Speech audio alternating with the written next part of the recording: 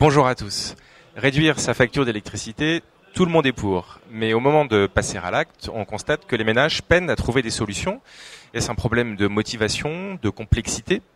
Comment faut-il informer les consommateurs? Des réponses avec Thierry Manceau, bonjour. Bonjour. Vous êtes le responsable du pôle éducation et sensibilisation d'ESPUL, qui est une association très impliquée dans la sobriété énergétique et les énergies renouvelables. Alors pourquoi faut-il sensibiliser les consommateurs? Et à quoi faut-il les sensibiliser?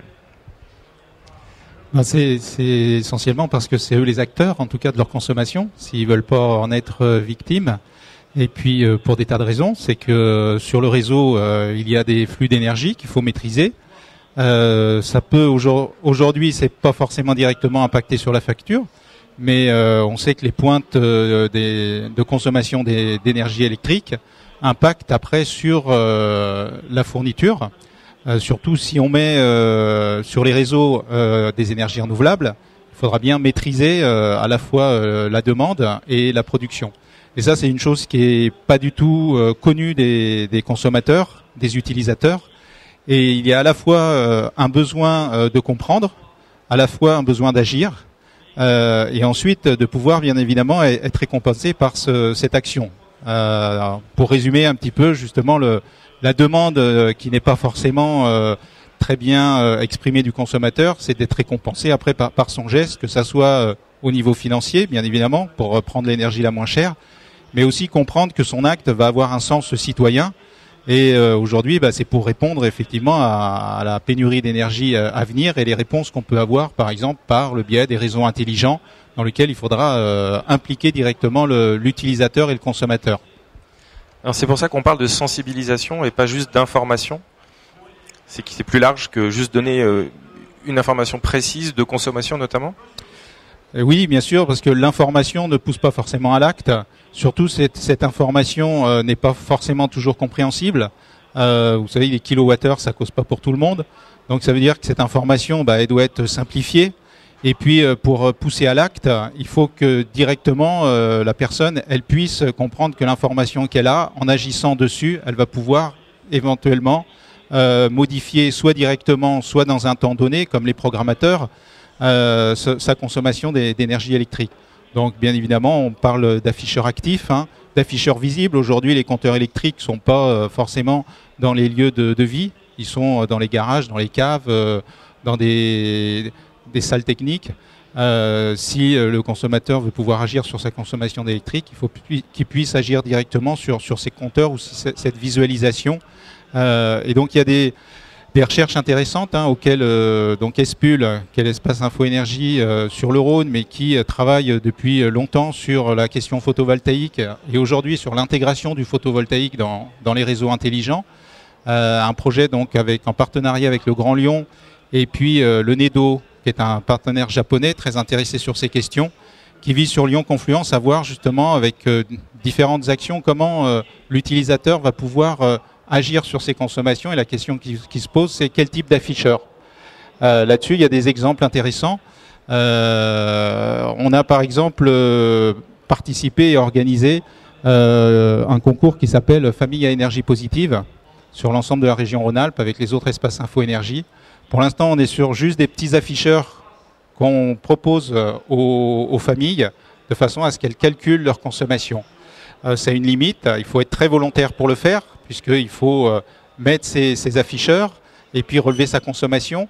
On se rend bien compte avec les témoignages qu'il faudrait des systèmes beaucoup plus simples et que ces afficheurs soient dans le lieu de vie et également soient un petit peu plus ludiques.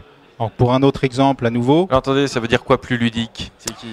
On va plus mettre des kilowattheures, on va mettre quoi? Des euros, des codes couleurs, on fait quoi? Par exemple, le code couleur est un bon exemple.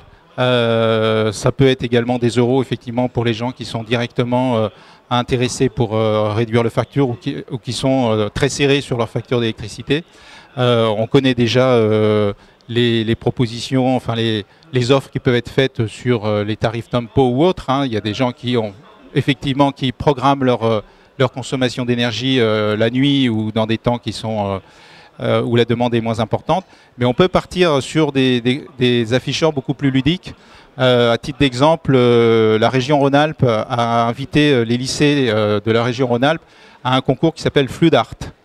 Donc les élèves essayent d'inventer des sculptures, des afficheurs, techniquement qui, suite à une consommation d'énergie, va l'afficher sur un plan esthétique.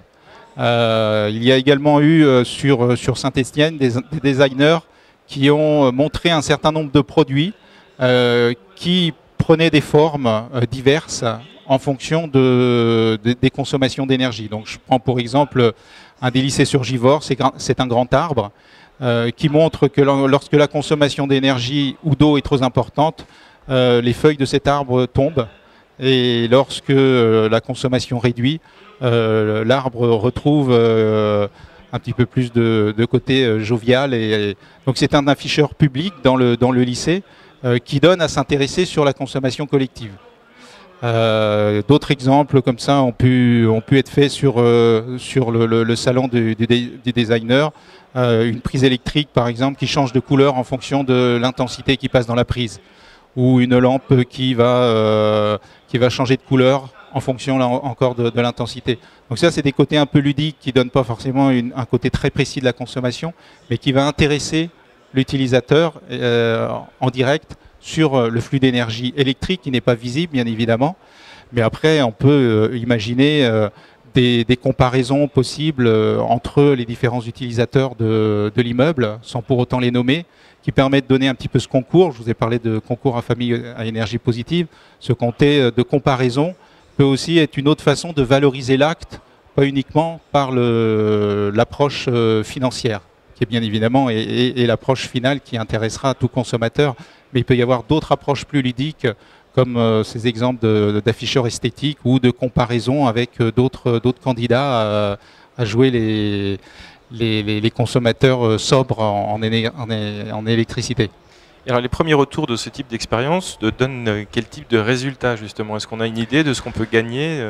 Aujourd'hui, quand on fait bien attention à sa consommation, en gardant toujours un confort acceptable, les retours de ces familles à énergie positive, c'était autour de 10%. Bien sûr, si on commence sur une consommation très élevée, qu'on n'a pas été regardant, on s'aperçoit qu'il y a beaucoup de fuites ou beaucoup de gaspillage non forcément voulus, qui sont des habitudes que les gens peuvent... parce qu'on agit bien sur le comportement, et là on peut peut-être aller jusqu'à 15 ou 20%. Donc voilà, c'est très variable en fonction de la consommation, d'où partent les personnes. Il ne faut pas non plus oublier l'approche collective. C'est pour ça que dans le cadre du projet avec le Grand Lyon et le partenaire japonais, le NEDO, il y a une réflexion sur des afficheurs publics. Comment justement l'entraînement collectif, la stimulation collective peut ensuite inciter les gens à en savoir davantage sur comment fonctionne l'électricité, comment arrive l'électricité chez eux. C'est intéressant, pourquoi? Parce que les énergies renouvelables ne fonctionnent pas comme les énergies classiques, elles sont intermittentes et il faudrait privilégier ou déphaser des temps de consommation par rapport à d'autres temps. Et si le consommateur peut être acteur et volontaire, avec plaisir, ça sera beaucoup mieux que s'il est contraint par des factures plus élevées. Oui, c'est étonnant parce que dans les axes que vous citez, pour l'instant, vous ne parlez pas de la dimension environnementale. Est-ce que ça veut dire que ce n'est pas aujourd'hui un moteur pour les consommateurs? Ça peut l'être. Vous avez un autre exemple, je vais vous citer, sur la Bretagne, qui s'appelle l'initiative EcoWatt, où les gens, sur la base du volontariat, sont avertis chez eux lorsqu'il y a une demande trop importante d'électricité qui va nécessiter de mettre en fonction des centrales thermiques au charbon, au fioul ou autre. Et donc sur la base du volontariat, ils ont un signal d'alerte et à ce moment-là, ils baissent leur consommation. La seule récompense, c'est d'avoir participé pour éviter de mettre en route ou de faire appel à des centrales thermiques extérieures. Ils ont donné leur petite part de contribution, ils savent très bien que ça va avoir un impact sur l'environnement. Mais ça demande une démarche intellectuelle et bien comprendre comment fonctionne le circuit électrique. C'est pas forcément à la portée de tout le monde, c'est pour ça que la sensibilisation des consommateurs doit être la plus simple possible, en vue justement que ça devienne un acteur citoyen, un consommateur citoyen. On parle de consommateur ou de consommateur citoyen, mais à condition de lui donner les bonnes informations pour qu'il puisse comprendre. Il est bien évident que le premier acte qu'il fera, ça sera dans la valorisation de son acte, dans la compréhension la plus simple, c'est réduire sa consommation d'énergie en vue de faire des économies financières ou de se comparer à son environnement proche, par de biais de concours ludiques ou esthétiques, comme j'ai pu en parler, parce que c'est amusant de voir des éclairages qui varient ou des décorations qui vont varier par rapport à notre consommation d'énergie. Pour comprendre après l'impact environnemental, il faut bien évidemment faire un exercice intellectuel plus important. Donc une sorte de formation plus large des consommateurs. Est-ce que SPUL participe à ces actions et de quelle manière? Alors nous, dans le cadre de nos actions d'Espace Info Énergie et nos actions innovantes, le but est bien évidemment de former le consommateur à la compréhension de l'énergie. On est très impliqué dans le scénario Négawatt, qui se résume à sobriété, efficacité et énergie renouvelable. C'est une ligne de conduite qui permet justement de comprendre comment on peut être acteur de sa production, puisque SPUL a été la première association à brancher les toits solaires en France pour montrer la faisabilité technique. Ça a permis de comprendre que tout le monde peut être acteur dans la production d'énergie. Tout le monde peut créer ce qu'on appelle des groupes de citoyens, d'investisseurs dans les énergies renouvelables, mais être aussi acteur dans sa consommation. Et ça, bien évidemment, c'est par des exercices multiples. On peut aussi bien agir auprès des lycées, auprès des familles, comme je vous en ai parlé, en partenariat également avec les acteurs publics qui, eux, ont un rôle aussi d'entretien du réseau. Et ces fameux réseaux intelligents, ils se mettront, je dirais, plus facilement en place à partir du moment où les utilisateurs coopèrent avec les projets très innovants qui sont en test aujourd'hui, par exemple sur Lyon Confluence. D'accord. Et les espaces info énergie également sont des lieux d'information et de formation. Si le grand public se rend dans un espace info énergie, il peut avoir C'est un lieu effectivement qui est neutre, contrairement à tous les vendeurs d'énergie qui apportent des conseils mais forcément intéressés. Les espaces info énergie sont missionnés par les pouvoirs publics, même si c'est des organismes indépendants comme SPUL. C'est l'ADEME qui missionne l'Agence de la maîtrise de l'énergie et de l'environnement, ainsi que les régions qui financent ces espaces pour apporter toutes les informations aux utilisateurs et aux consommateurs d'énergie. Que ça va de la rénovation de sa maison de façon la plus performante possible, à l'usage des appareils électriques, à l'installation d'énergie renouvelable. C'est là que les utilisateurs et consommateurs peuvent trouver des réponses à leurs questions et surtout les aider à adopter une méthode de programmation de leurs travaux quand c'est pour une maison, ou une méthode de réflexion pour acheter les appareils futurs qui répondent le mieux à leurs besoins. Et aujourd'hui, parmi les gens qui se rendent dans les espaces info énergie, j'imagine que vous avez des retours d'informations, mais peut-être même quelques statistiques.